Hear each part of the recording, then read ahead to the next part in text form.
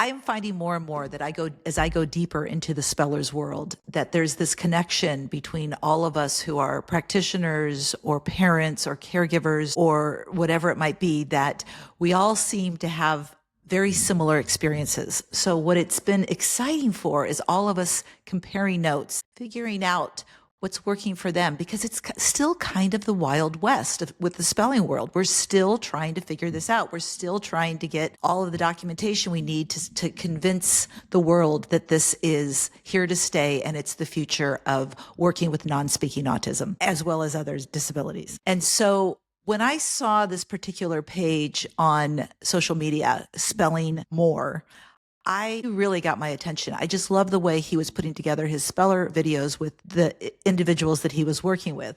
And then randomly, a friend of mine whose son is also a speller said, "You need to get him on your podcast." And I go, "Okay, what do I have to lose?" And I asked, and he agreed. And so welcome everybody today to Austin Moore. Austin, I am so excited to talk to you. Same here, Betsy. Thank you so much for the invitation. Good to finally talk to you.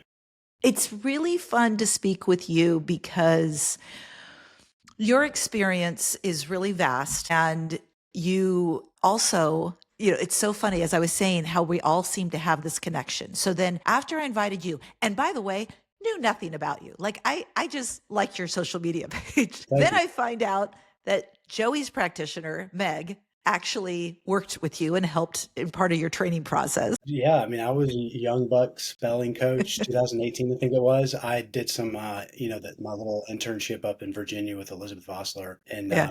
she was kind of like a mentor to me. And just a story about that, she was one of the first coaches that had a little bit, obviously, the more experience than I did, that kind of put my feet to the fire as a terrified coach of like, oh my gosh, I don't. She was like, go work with so and so, and he's an open speller, and I was like, oh, I'm open with my guys, right? Yeah. But she said, Go over there and ask him this and this," and I thought, I was so nervous. Then something kind of hit me of like, trust your gut, trust your gut, trust your gut. You can do this. And I just held up that board, and sure enough, it was because I had that confidence in him, and they just went in there with the let's do this kind of mentality. Sure enough, it built my confidence so much because we were able to communicate right away. And so she was just one of those people that I've always appreciated as, a counterpart in the industry. So I am so, so lucky that she is the one that is in my town. I realize that that is truly divine intervention to have somebody of her caliber to help work with Joey. So I'm very blessed with that. Um, so you work with a variety of individuals now. And let me just say, open spelling, hmm, as somebody who's been watching this done with Joey for years now, and who you would think would be really good at it, and I'm speaking at myself just due to the fact that I've been watching every single session week after week, I'm not good at it. So heard it. Yeah. the reason I'm bringing that up is because people will say many times, I'm just going to start spelling with my child, and they have this expectation.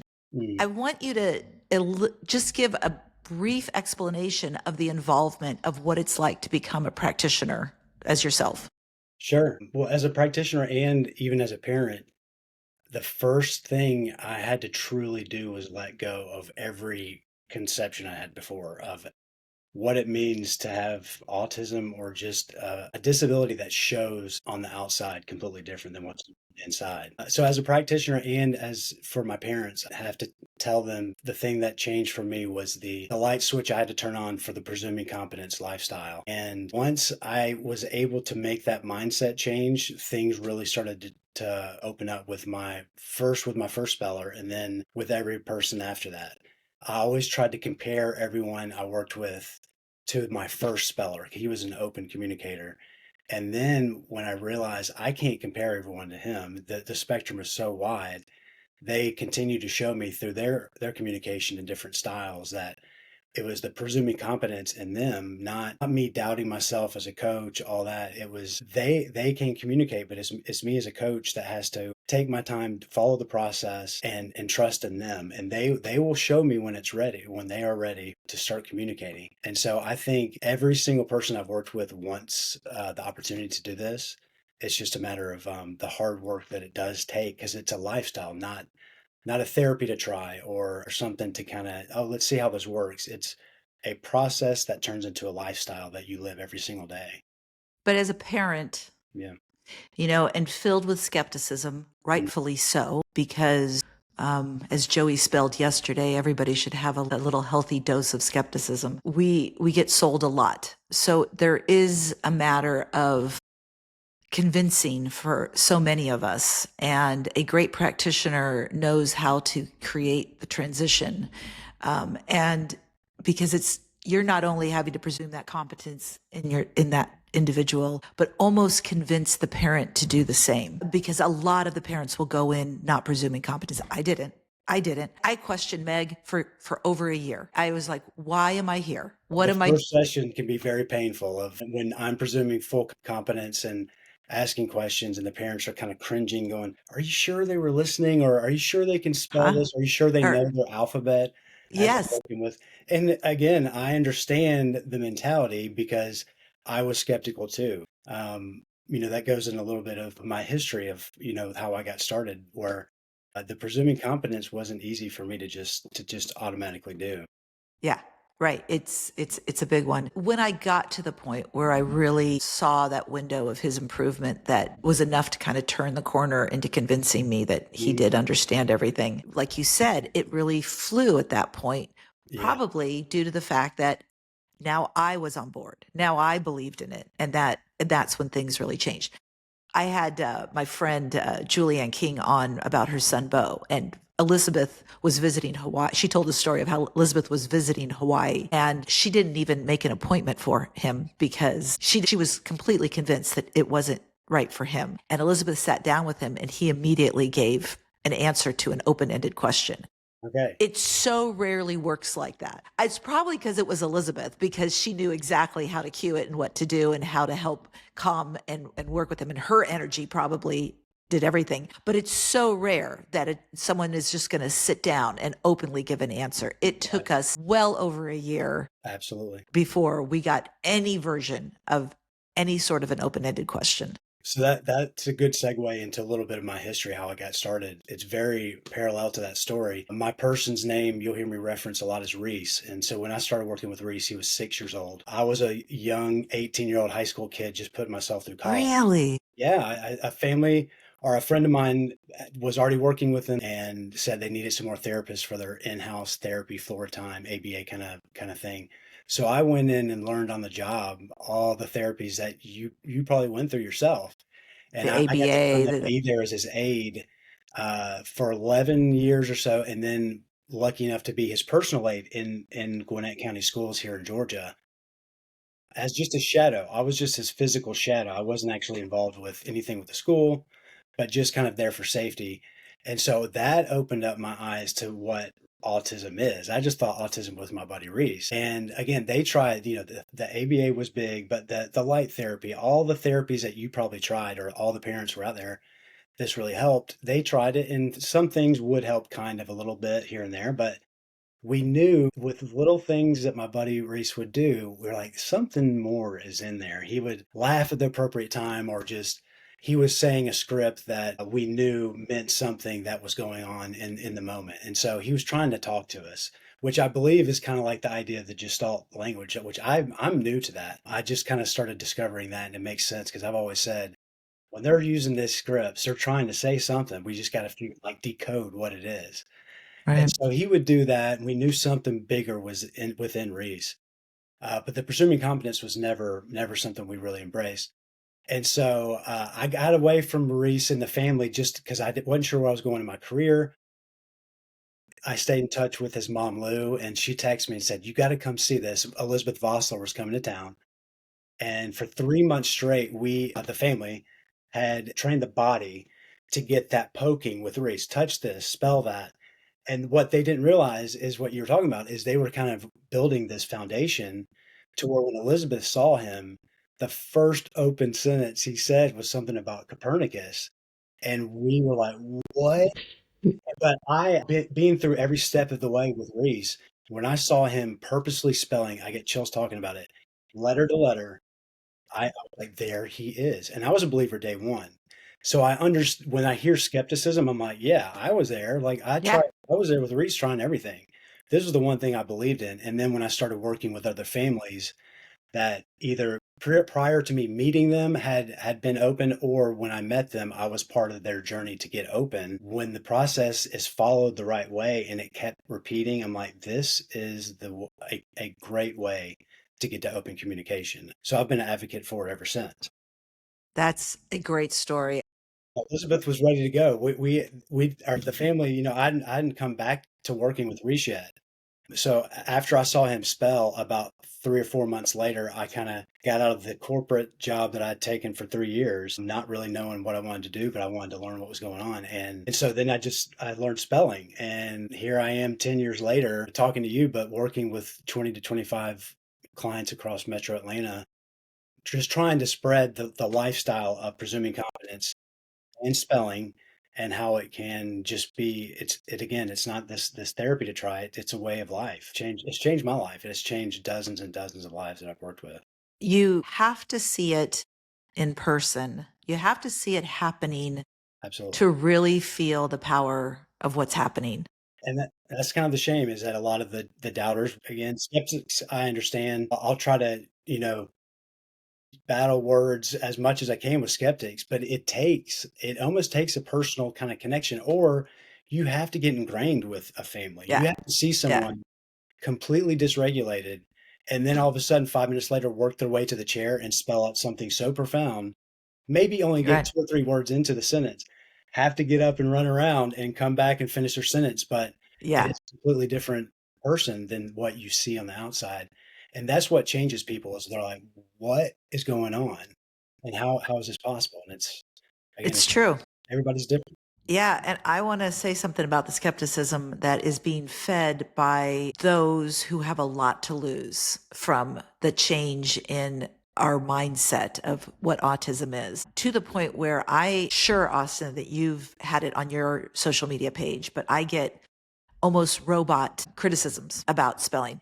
And it's very robotic because when you ask the questions, you can tell that it's not a real person Sure. that's behind it, which is really sad that they're like at a point of desperation that they're actually throwing out robots to criticize the use of spelling. And that's where one of my first questions is, have you ever seen a session in person? Yes, of course, the robot answered. And I said, okay, who was the practitioner? And then it was silence for a bit. And then it came back and it says, I was. And I go, but did you go through training? I'm a speech pathologist. Sure. And it's like, not the same. Not the same. So it's meant to just really, there's a lot of well-intentioned individuals who are a bit nervous about this and Sure. will criticize what they don't know. And I'll be honest, had I not had Meg move into my town, had I not continued the way and not seen that little bit of hope and glimmer in Joey, I likely would have been one of the critics. I had enough circumstances happen to pull me over. And sometimes I get chills about it because I think, I started with social media simply as a way to fill my days. I was with Joey out every single day. I had all this footage. Like, what am I going to do with it? You So I had this started mindset. doing it.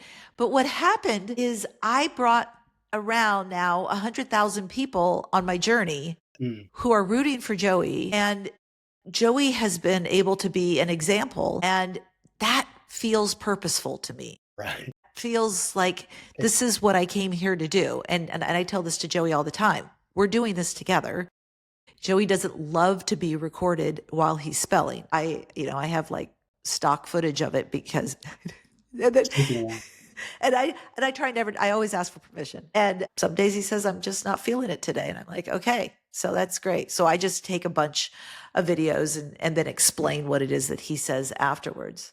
But it's incredible to watch. And it's when you're, like we were saying at the beginning, when you're there and you're watching the purposefulness of letter by letter, it really changes everything. and So go ahead. I've started to, if anyone is ever in Atlanta, I am such an open book when it comes to, because I average 4 to 5 clients a day.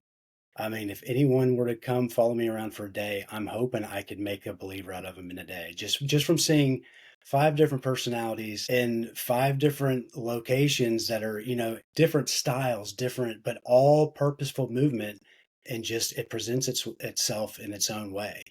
And so I still understand the backlash because, like you said, there's so much on the line to change the mindset of so many, and a whole school mentality has to be changed as well. I don't know what that answer is. I never pretend to know what that answer is, but the mindset just has to change that they are in there and that we need to, or whatever way is best for them to communicate. Why not support it? I hate this one size fits all kind of mentality. There's some people I've tried to convince over and over again that I finally have realized that, and my friends that are openly communicating have told me that, they read energies off people, that there's just some people that are flat out not going to believe in me. And I'd rather not waste my time with them. Hopefully they'll humbly just say, maybe I missed something. That's all we ask, is just say, maybe we should consider this. Because if my story as a country boy born in Georgia is the same as someone I hear on a podcast that's in Australia and is explaining the exact same. I know. Okay, this is not something I conspired with, and we didn't all do this as practitioners. And again, I'm not a parent, but when I saw my buddy respell, I thought, "Whoa, why isn't everyone doing this?" And then I realized, well, it manifests, it shows up in different ways. So not everyone can be a fluid speller right away, kind of like Reese was. And so when I learned that everyone's journey takes their own time, but the process has to stay the same. It's a roadmap that anyone can follow, but too many people try to take shortcuts along that roadmap. So true. Have you ever had a client who you felt should give up and this wasn't right for them? No, I've never had a client that I thought they should give up. There's been a client or two that I have had that I thought, I'm not the right coach for this person. Now, one friend in particular I've been working with since I first became a coach. He was a little elementary school guy, who is now 21 years old, and he's just this past couple months getting into a full sentence with me. Yeah. So I think some of this was, there was some choppiness in my confidence with him because there was a little bit more of a physical issue with my friend, but all of a sudden something has clicked because as of 2 months ago, he's starting to give me these full sentences and making the purposeful jumps with his hand that reinforces my confidence in him, that, like, there's the patterns that I needed to see. That's just taken us a while to get to, 7 years to be exact.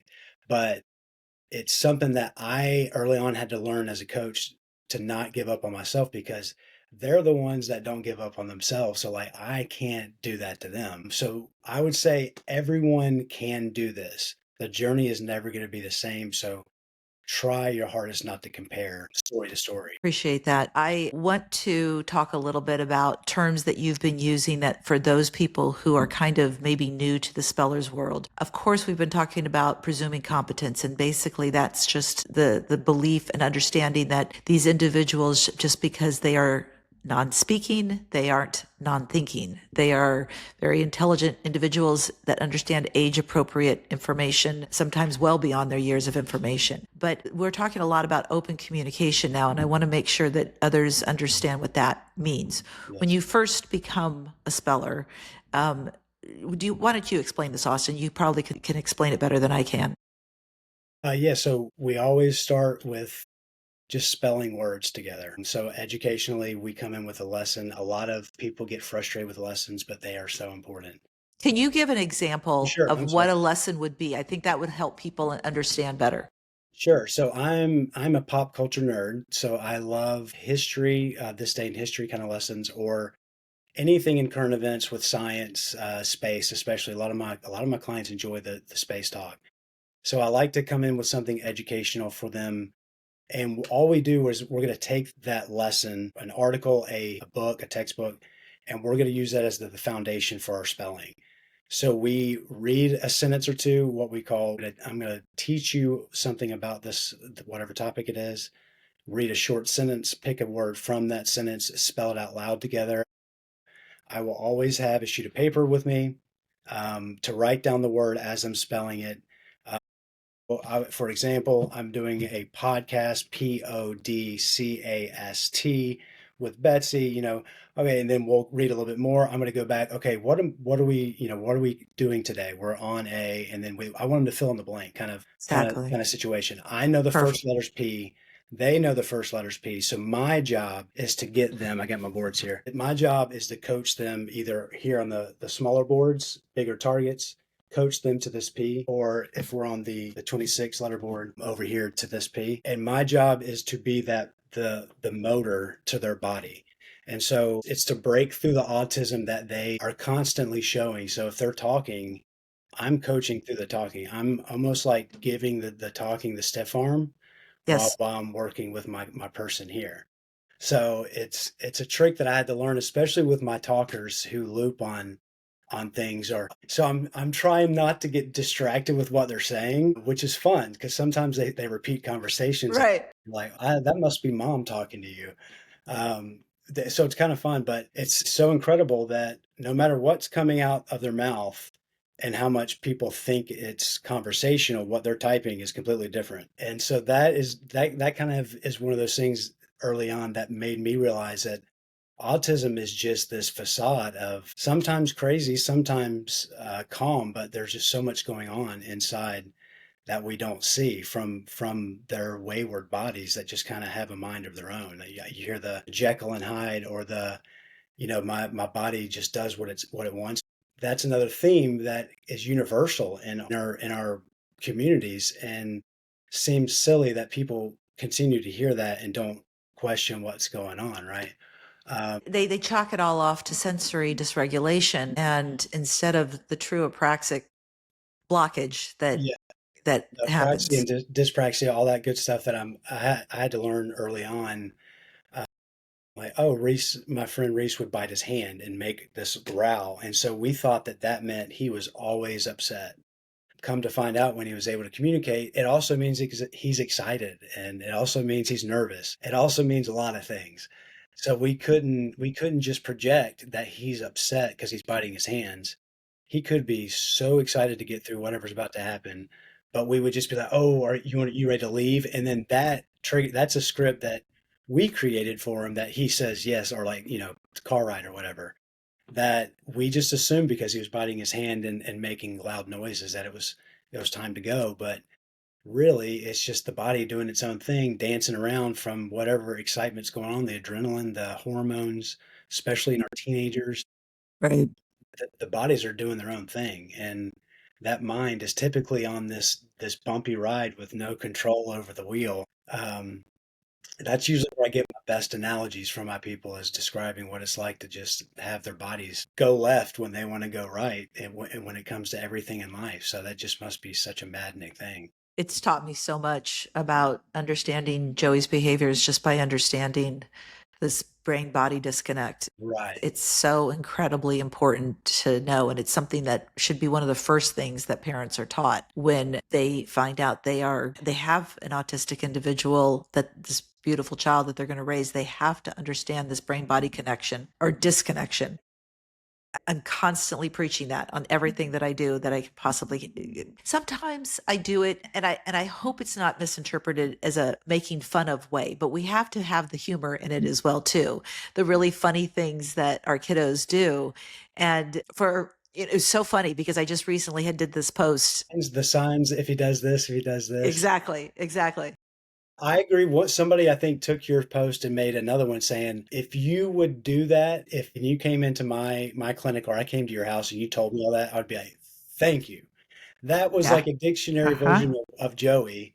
Yeah. So like, if I hear something, I'm like, "Oop, mom mentioned that. Maybe I should pay attention." That kind of thing. That Yeah. stuff is so It helpful. was so funny when one person had said, I wouldn't, I would make my own rules. They're going to follow my rules and not their rules. I go, that's a really nice thing to say until Right. your phone is ended up at the bottom of the Sure. river, which is Or you get exactly. you get one of those impulsive smacks upside the head. Oh, I came out of nowhere. Yeah. It's like, we're trying to help you here, not telling you how to be in control. So in open-ended communication, Oh, yes.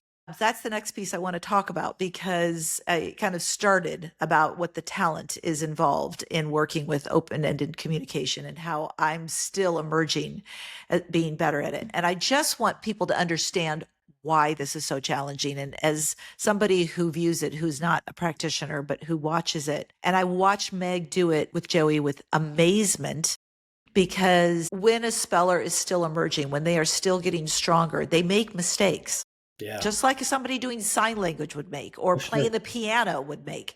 Yeah, Mistakes are made. So it's challenging sometimes to know, did they make a mistake? Are they stuck to where they can't seem to get the body to do what it's supposed to be? yeah, Or is that really a letter that they're meaning to express? You have to almost be a wordsmith to be able to think and connect what word this potentially can be, to kind of have an idea as to where it begins and where it ends. Because Joey doesn't, when they're spelling, you're not pressing a space bar. And when you're spelling, I mean, it could just go on and on and on, and there's no apostrophes or commas or anything like that. So it really takes a talent to be able to basically just get a bunch of letters and realize which ones are here to stay, which ones might have been a mispoke, and how is it breaking apart. a lot of my adults are typers now. And so when I recently started getting back into my laminate spelling again, I was a little, Betsy, that's such a good point, because I was a bit rusty on, I'm so used to my guys and gals giving me that space bar. If you don't have one, now I have a little period thing here, but I never use that. I never told my clients to use it as a space bar. It is one of those tricky things where, there, theirs, where do you Yeah. cut it off? Where are you going with that? But it is one of those things with a Exactly. lot of trial and error, and when they create a word that makes sense, but it could, like that theirs kind of thing, but after the S, you get some more consonants that don't make sense. You go back to the last thing that made sense, and then you start from there, kind of going on. And again, you have to go build these things earlier. We were talking about the building blocks of the known words. Once you kind of get that accuracy close to 100%, then I start challenging my clients. But early on, my buddy Reese and a few other spellers that were openly communicating with me said the best thing you can learn is how to try to almost clear your mind the best you can before you're going into some type of open-ended question. Yes. And the funny thing is, as a coach, I can't project what they're going to say next. But after a while, certain words have to make sense, especially in the spelling, but also the context. If they're giving me bunch of consonants in a row, or give me a bunch of words in a row that, as a coach, I'm lost. I have to go back and say, let's go back to the last thing that made sense. I do know that you have been involved with the telepathy world, mostly because you live in Georgia and there's a very huge connection there. You know, my friend Katie Asher, who's going to be on the podcast shortly, whose Right. son Houston Yes. was involved with the recording of the tapes. And I know that you've been involved with that as well too, but we're going to keep things a little general here, not too specific, because I have very general questions about this. And this first became suspected in me. This is well before people started talking about telepathy tapes or anything like that. But I noticed that if I was doing spelling with Joey at home and we were practicing, if I misspelled a word, he would misspell the word. And I'm like, that's interesting. I was thinking of how to spell it in my head, and then he would misspell it. This is really important as a segue to what you're talking about. You can't go into the session with these preconceived ideas. And then my girlfriend has a practitioner, also well trained, who's from another country. And she found that the boys that she was working with were sometimes spelling her native language because that's what she was thinking of. And so that all became a little interesting, and don't want to say suspicious, but kind of like, well, what's really going on here? Now, I have been proven time and time again that that is not always the case, because I don't even know some of the words that Joey uses. Yeah. Like, That I don't happened to me even know. today. That happened today. I had to look something up today. Yeah, I mean, that happens a lot too. Okay. So recently I've been practicing at home. Joey's been living with us again temporarily. And so we're getting it in by practicing at home. And because of my fears that I'm not good with the open ended, I tend to come up with, just like what you were saying, these thoughts in my head of what do I think he's going to Oh, answer, right. which is so tremendously wrong. And then what's absolutely fascinating to me is that word by word, he starts spelling exactly what the answer is that I'm thinking of. And here's the part that's fascinating, because I will think he should likely start the sentence with, today, what I really want to do is, and so he'll go right at it. Today, what I really want to do is, and then I don't think of an answer because I want to hear his answer. And he's just like, that's all I got for you. That's like, he just sits there like, you're not thinking of it. I'm not writing it down. And I'm like, no, I need you to do this. And so finally, after seeing the pattern on that, I finally asked him, are you only answering what I'm thinking about it? And he said, sometimes, not always, but sometimes. And so I would love for you to expand on that as well.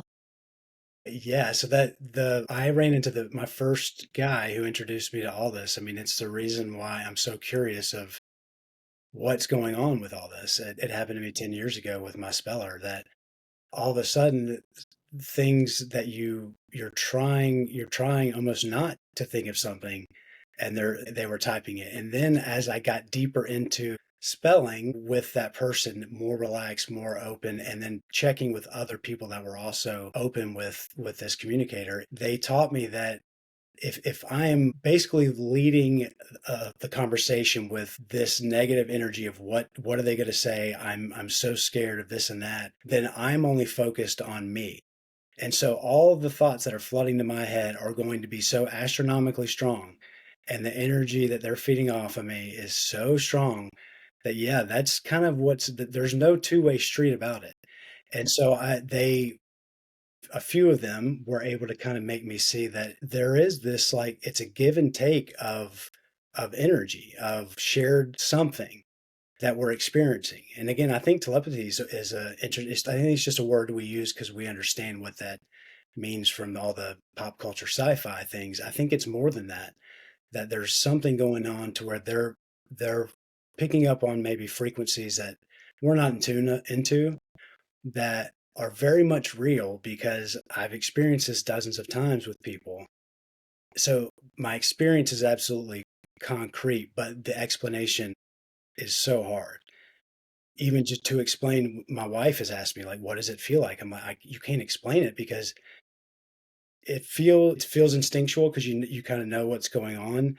But when they take control and they start saying things that you would never think of, sentences being put together in ways that you would never put together. I think what the biggest thing that my spellers have taught me is that you cannot make the conversation a one-way street. It has to be, you're presuming competence in them, you're believing that their words will be true, and so when you come to the table, you have to almost come as a relaxed state of, I'm an open book for you to start writing your words. And that's kind of what you have to focus on when you go into any conversation with them. Because if you come in with any type of bias, or you are wanting a conversation to go a certain way, it's going to come out through certain words, and they'll show through their body that things are off. If you're looking at this from almost a spirituality picture, there is a certain pulling of all of us into entering this high vibrational,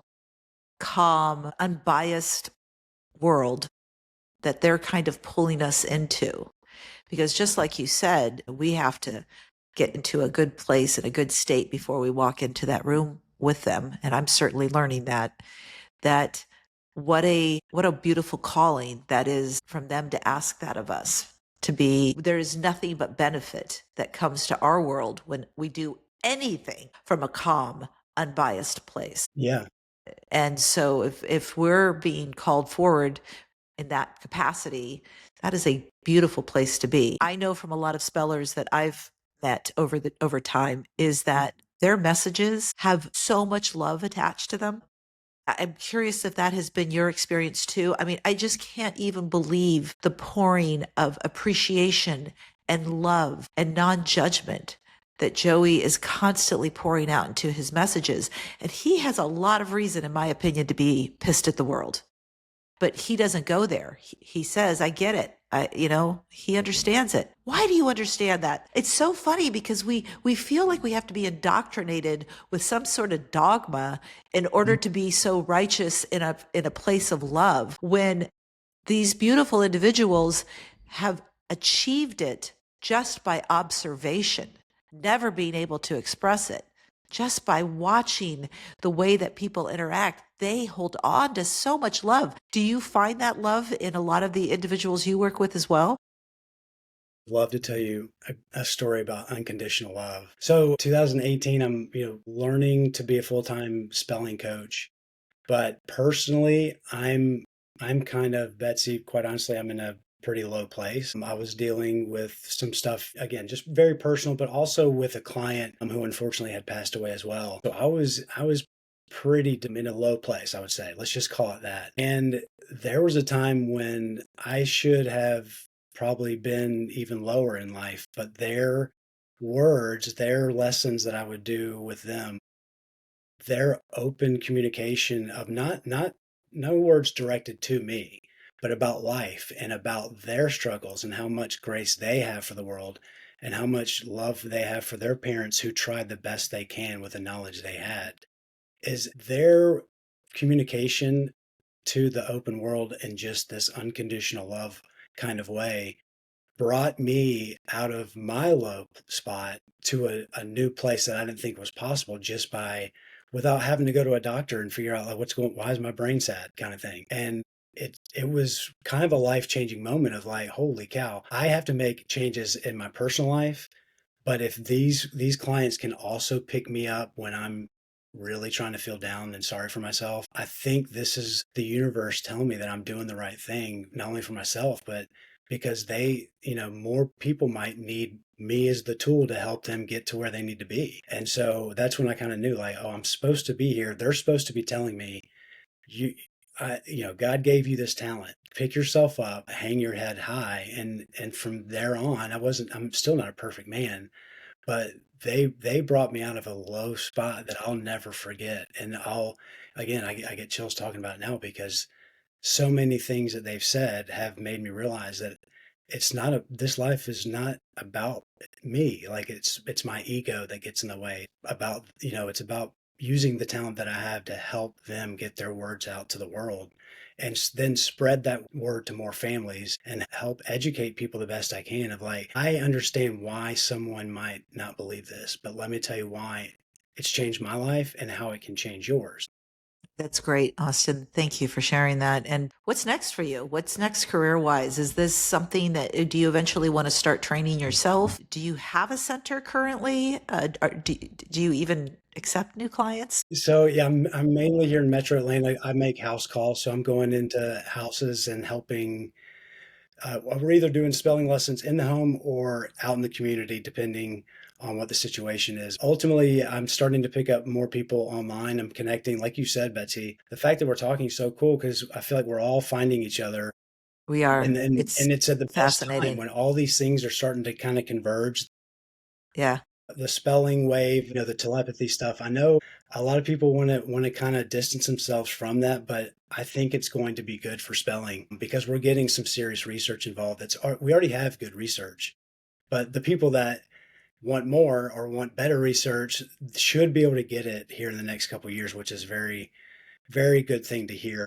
I hope to be involved in any way I can. If anybody hears this and is doing research, I would love to be involved. If you just need an unbiased spelling coach that's got 10 years experience, hundreds of families, I would love to help out, figure out what's going on, and in any way I can. We started in 2018 in Peachtree Corners. It's called Recliff. We have a nonprofit as well, recliffcommunity.org, if people want to check that out.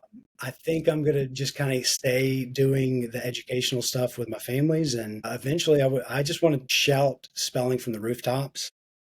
Again, I'm not with any organization. There's the spelling groups out there have been so good to me, but I really just go into each house and figure out what works best for them, whether it's RPM, S2C, Speller's Method, anything. I even facilitated communication. I'm gonna support my client the best I can. I I'm love never that. gonna tell anybody that all those you should do this over that. All those programs are great. So if you hear my voice and you never work with me, that's fine, but follow the path of spelling because I've seen it change way too many lives for it not to be at least given a shot. Austin's page, Spelling More on, so you're on Instagram. What else are you on? TikTok, X, and YouTube. That's right. Okay.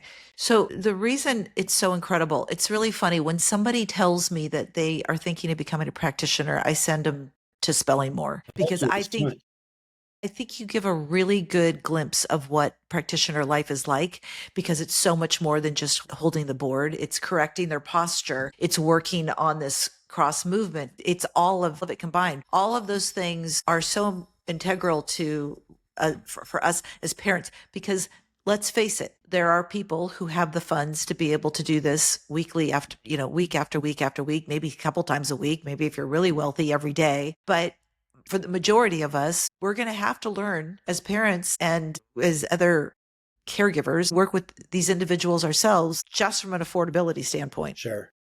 This is not something that you just want to drop off and say, okay, enjoy therapy. I'll see you in an hour. I'm going to go, you need to study every single time you have a session and watch that.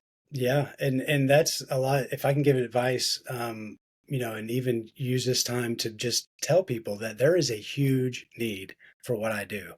Huge. And I it's think that just growing. and I think a lot of people might see it as like, "Oh, that would be a nice little side gig." No, no, this is my full career.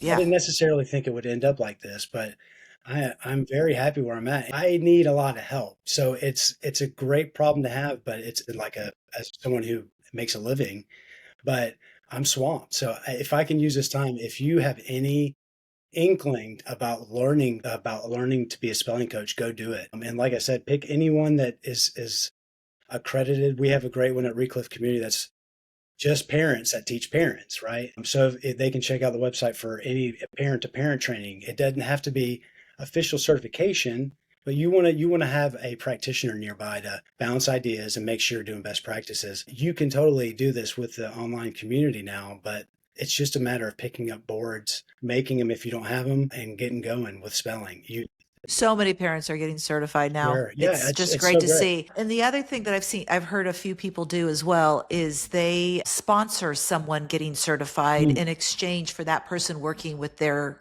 child. yeah, So maybe they know somebody who's really interested in doing it but doesn't have the money to get certified. So they'll upfront the money for them and they get it back in the long run. But that's also another really great thing to do. If your child's working with somebody who is just dying to get accredited, you could draw up some sort of a contract to make that happen. And that would be a really good win-win situation for everybody. sure. And that's you had asked about goals. Eventually, that's something I would love to be able to do is get up a fund. Eventually, nonprofit that would help just for that purpose of educating Right. and getting the parents that can't afford it certified, or just having educational sessions and that can kind of just give them the opportunity as well to do what they need to be successful.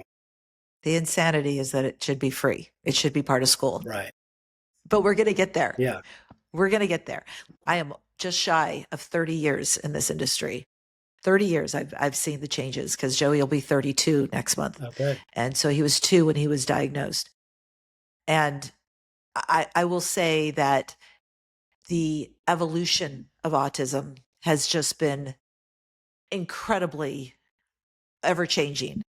But right now, I think is one of the most exciting times ever to have that diagnosis and to have solutions available towards you Sure. compared to the Wild West that we lived in 30 years ago. My goodness, and I just saw the last kind of the edges of, the change of ABA getting was kind of fought to get into schools as well. So I feel like Yeah, it's just a matter of enough of us talking about it, getting into IPs.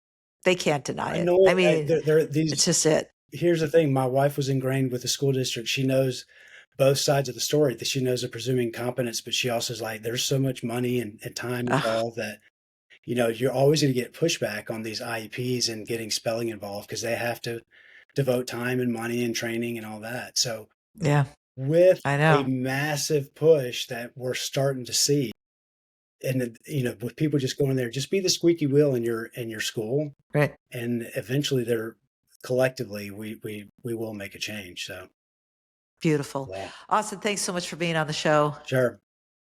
I love these conversations tremendously, and it's going to be fun to see where it all goes. I don't know when I visit California frequently, but anytime I'm up in the Northwest, I will You have make to come sure and visit visit. me. Yeah, I got to meet Joey and all that. Please do. The stuff you put up about your bike rides and the ferries and stuff, that's so cool. It's such a good life. It's really it's exhausting, but it's such an incredible place to live when you have an individual who loves to be out in nature. Yeah. So it makes for a really fun Yeah. life. Thank you But so much for thank you. Thank you, everybody. Thanks. We'll be back with you next week. Take care.